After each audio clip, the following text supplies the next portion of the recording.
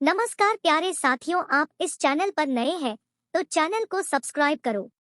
मुझे पता है आप लोग वीडियो को देखते लेकिन चैनल को सब्सक्राइब नहीं करते, पहले चैनल को सब्सक्राइब करो। हमारी आज की कहानी का नाम है प्रभाव। प्रीति, तुम तैयार हुई कि नहीं? 1 घंटा हो गया तुम्हें तैयार होते। अब क्या पार्टी खत्म हो जाएगी तब चलोगी? समर ने चिल्लाते हुए कहा। जी बस हो गया। साड़ी संभालते हुए कमरे से बाहर निकली। ये क्या मेकअप किया है? कार्टून लग रही हो, और जब साड़ी संभाली नहीं जाती तो पहनती ही क्यों हो? कैसे गंवार के पल्ले बंद गया हूँ।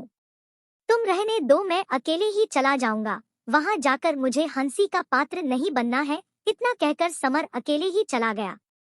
प्रीति गांव की सीधी साधी लड़की थी, शहर के तौर तरीके से अनजान। उसे क्या पता था कि शादी के बाद हर बात पर ताना मिलने वाला है।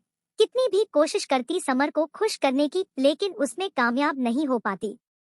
कल ही पूजा से मेकअप करना सीखा था, लेकिन वो भी शायद ठीक से नहीं कर पाई। समर एक इंजीनियर था, समाज में उसका बड़े लोगों के साथ उठना बैठना था। उस समाज में प्रीति सामंजस्य नहीं बैठा पा रही थी। प्रीति कहती भी कि वो ऐसी नहीं बन सकती। आपने मुझसे शादी ही क्यों की? आपको तो सब पता था कि मैं कम पढ़ी लिखी हूँ, शहरी तौर तरीके नहीं जानती।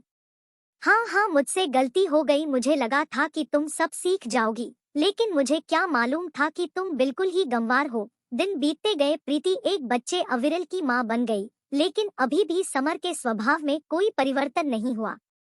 अविरल बड़ा होने लगा और पापा के द्वारा मां का अपमान होते देखता। एक दिन प्रीति ने कहा, सुनिए, अविरल अब बड़ा होने लगा है, उसके सामने तो मुझे मत डांटिए, उस पर गलत प्रभाव पड़ेगा। लेकिन समर पर कोई असर न हुआ, वो वैसे का वैसा ही रहा। समर किसी भी बात पर प्रीति का मजाक उड़ाता, फिर तो समर के साथ अविरल भी हंसता। प्रीति भी खुद से परेशान हो गई थी, हर चीज को सही तरीके से करने की कोशिश करती, लेकिन वो कर ही नहीं पाती, फिर हंसी की पात्र बन जाती। प्रीति को समर के हंसने से अधिक अविरल के हंसने से तकलीफ होती। एक दिन ऑफिस से लौटते हुए एक बाइक से टक्कर में समर की एक टांग टूट गई। प्रीति ने जी जान से समर की सेवा की।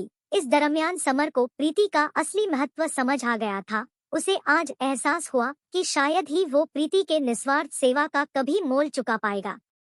धीरे धीरे समर ठीक होने लगा। पापा, आज टीचर ने हिंदी में निबंध लिखने को दिया है। विषय है सेवा। आप प्लीज इस निबंध को लिखने में मेरी मदद कर दीजिए ना। अविरल ने कहा। आज समर को अपनी भूल सुधारने का अवसर मिल गया था। उसने कहा, अविरल जाओ अपनी मम्मी से मदद ले लो। मम्मी क्या मदद करेगी, वो तो पढ़ी लिखी नहीं है। आप ही तो कहते हैं उन्हें कुछ नहीं आता। इतना कह अविरल हंसने लगा। आज समर को स्वयं पर अत्यधिक गुस्सा आया, क्योंकि इस परिस्थिति को बनाने वाला वो ही था। समर ने बात को संभालते हुए कहा कि ऐसा नहीं है बेटा, मैं बहुत गलत था। कोई व्यक्ति हर गुण से युक्त नहीं होता, सब में कुछ न कुछ कमी होती है। मुझमें भी बहुत कमी है, लेकिन मैं सिर्फ तेरी माँ की कमियां गिनाता रहा। तभी प्रीति समर के लिए पानी लेकर आई। प्रीति अविरल को निबंध लिखने में मदद कर दो। प्रीति एकटक समर को देखने लगी। उसे यकीन न हुआ कि समर ने ऐसा कहा।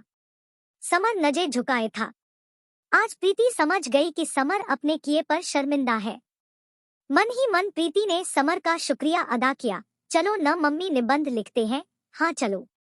दूसरे दिन अविरल ने अपनी निबंध की कॉपी दिखाकर बोला, माँ, मुझे 10 में से 8 अंक मिले हैं। मैंने सबको बताया कि मम्मी ने निबंध लिखने में मेरी मदद की, तो सबने आपकी भी प्रशंसा की। प्रीति खुशी से फूले न समाई। धन्यवाद दोस्तों। मैं आशा करती हूँ कि दोस्तों यह वीडियो आपको जरूर पसंद आया है। वीडियो को लाइक करें, शेयर करें और चैनल को सब्सक्राइब करें और बेल आइकन को दबाना ना भूलें दोस्तों।